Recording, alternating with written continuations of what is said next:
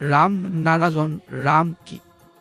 পৃথিৱীত থকা সকলো ধৰ্মগ্ৰন্থ যিকোনো ভাষাতে লিখা হওক, হিন্দী, সংস্কৃত, উৰ্দু বা অন্য কোনো ভাষা, সেই ভাষা বুজি পোৱা মানুহেহে তাক উপলব্ধি কৰিব পাৰে। কিন্তু যিসকলে নাপঢ়া বা শুনা, তেওঁলোকে এই ভাষা কেনেকৈ বুজিব? গতিকে তেওঁলোকৰ বাবে ধৰ্মগ্ৰন্থ সহজ ভাষাত লিখা উচিত, যাতে সিহঁতে সহজে বুজিব পাৰে। মহাগুৰু বালক ব্ৰহ্মচাৰী যি ৰাম নাৰায়ণ ৰাম বীজ মন্ত্ৰ দিছে, সেইটো জপ কৰা একেবাৰে সহজ। এই মন্ত্ৰ সকলোৰে বাবে যিকোনো লোকে একেদৰে উচ্চাৰণ কৰিব পাৰে। মহাগুৰু বালক ব্ৰহ্মচাৰী যি কেতিয়াও কাকো নিজৰ শিষ্যৰূপে গ্ৰহণ কৰা নাই, কিন্তু তেওঁ সকলোকে নিজৰ সন্তানৰ দৰে গণ্য কৰিছে।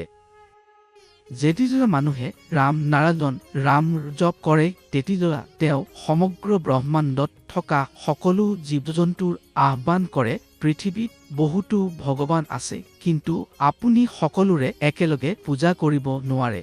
গতিকে মহাগুৰু বালক ব্ৰহ্মচাৰী যি এই ৰাম নাৰায়ণ ৰাম বীজ মন্ত্ৰ ব্ৰহ্মাণ্ডক দিছে, যাতে মানুহে এই মন্ত্ৰ জপ কৰি সমগ্ৰ ব্ৰহ্মাণ্ডৰ সকলো শক্তিক আহ্বান কৰিব পাৰে।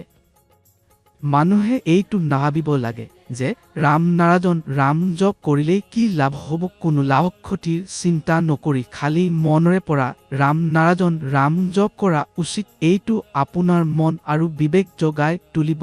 আপোনাৰ গোড়ালিৰ পৰা মূৰলৈকে যিমান চক্ৰ আছে সকলো জাগ্ৰত হ'ব। আপোনাৰ মন যি গ্ৰহলৈ যাব বিচাৰে, যি ঠাইলৈ যাব বিচাৰে, আপুনি নিজৰ শৰীৰ এৰি সেই ঠাইত যাব পাৰে আৰু পুনৰ নিজৰ শৰীৰলৈ উভতি আহিবও পাৰে।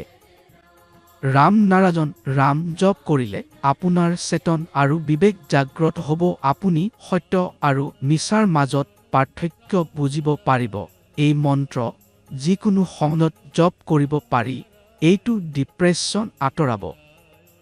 মানুহে প্ৰকৃতিৰ নিয়ম মানিব লাগে। ধৰ্মগ্ৰন্থৰ শব্দ নহয়, কাৰণ সেইবোৰ মানুহৰ দ্বাৰা লিখা হৈছে, সেইবোৰ মানুহে সৃষ্টি কৰিছে। কিন্তু ঈশ্বৰ সকলোৰে ভিতৰত আছে। পৃথিৱীৰ মাটিৰ কণ বতাহৰ পানী সকলোতে মানুহে বুজিব লাগিব যে ৰাম নাৰায়ণ ৰাম জপ কৰিলে তেওঁলোকৰ জীৱনত ডাঙৰ পৰিৱৰ্তন আহিব পাৰে।